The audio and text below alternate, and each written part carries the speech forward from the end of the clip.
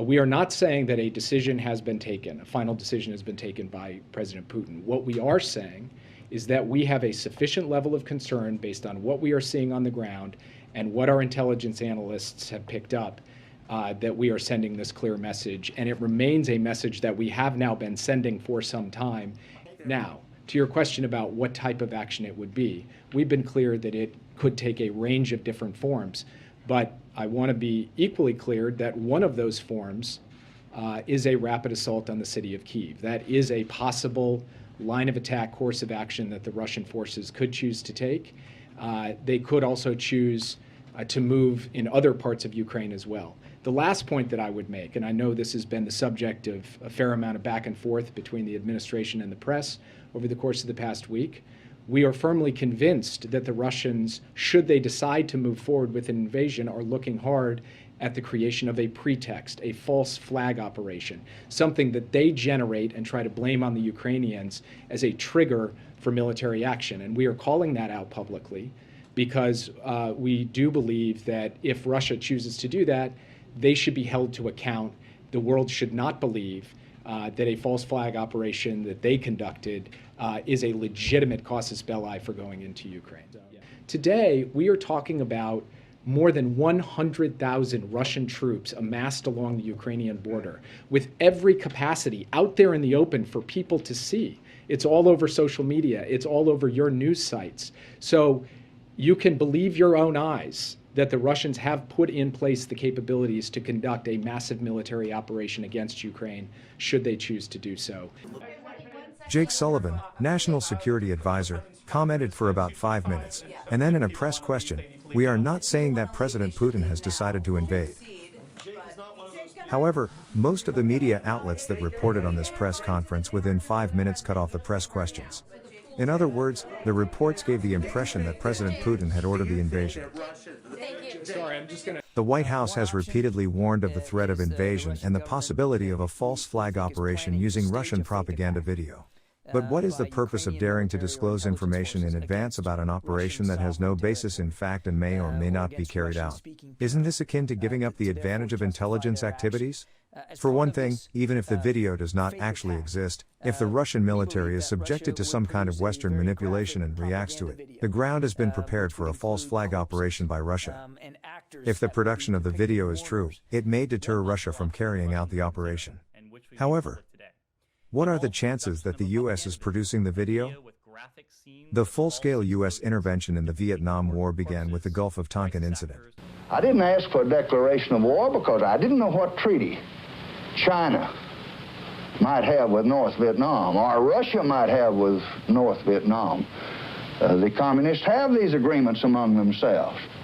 And if we declared war against North Vietnam, that might automatically declare war against China and bring them in, trigger the thing, or the Soviet Union. The president, you remember, was in the midst of a campaign for the presidency. His platform was, I'm against the widening of the war. He used to say in his speeches, I am not about to send American boys to Asia to fight the battles that Asian boys should fight, and similar statement. Now, I think if he'd come in for a war, the country would have been shocked. I don't think they had any idea of going to war in this way. The President of the United States is the Commander-in-Chief of the U.S. Armed Forces, but the President cannot start a war by himself. Under the U.S. Constitution, the power to declare war resides with Congress. In other words, in order to start a war, the approval of Congress is required. That is why American wars are always in the form of letting the other side shoot first. This is because it has to be a just war. The Gulf of Tonkin incident was a lie there. The fact that journalists have asked for evidence of propaganda video production by Russia is probably not unrelated to the fact that there are examples of false flag operations planned and executed by the U.S. in the past. If the goal of the U.S. government now is to get the European countries and the Ukrainian government to change their attitude toward Russia, this crisis is an opportunity to do so. The effect of this can be seen in the statements of Ukrainian President Zelensky, who was skeptical of a Russian invasion. Звертаюсь до всіх представників держави, державних службовців, народних обранців всіх рівнів, які залишили країну або планують це найближчим часом зробити. Вам народ України довірив не тільки керувати державою, а й захищати її. Це ваш прямий обов'язок в такій ситуації бути разом з нами, з українським народом.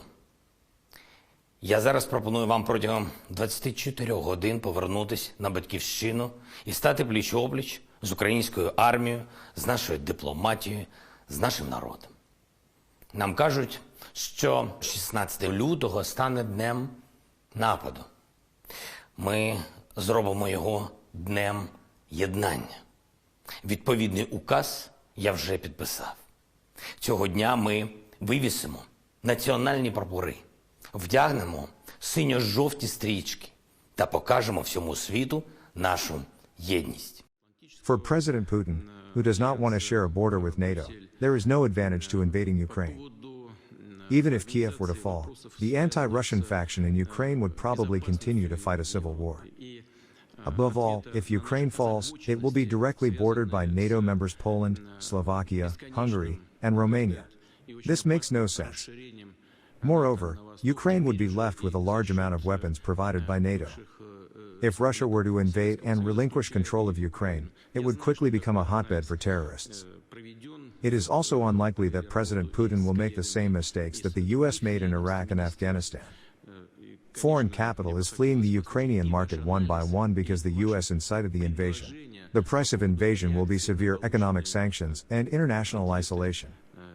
Politically, militarily, and economically, Russia's national interests will not be served. President Putin, a realist who has carefully analyzed the failures of the former Soviet Union and has called out the dangers of Marxism, has no reason to choose invasion. The stance of the US is to negotiate diplomatically, as if waiting for an invasion, and not to acknowledge any claims by the Russian side. The way Russia is being cornered now reminds us of the situation that forced Japan to start the Pacific War. The two peoples ought to be friends and should cooperate with each other for their common welfare. By the adoption of the report before you, however, the Assembly would not be helping us, either Japanese or Chinese. I ask you not to adopt this report for the sake of peace in the Far East and for the sake of peace throughout the world.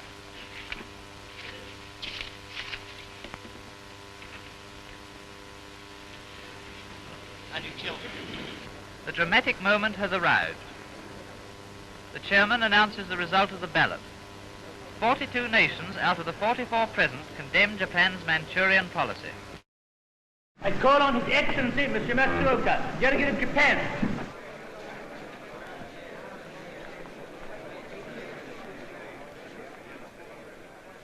It is a matter of common knowledge that Japan's policy is fundamentally inspired by a genuine desire to guarantee peace in the Far East and to contribute to the maintenance of peace throughout the world.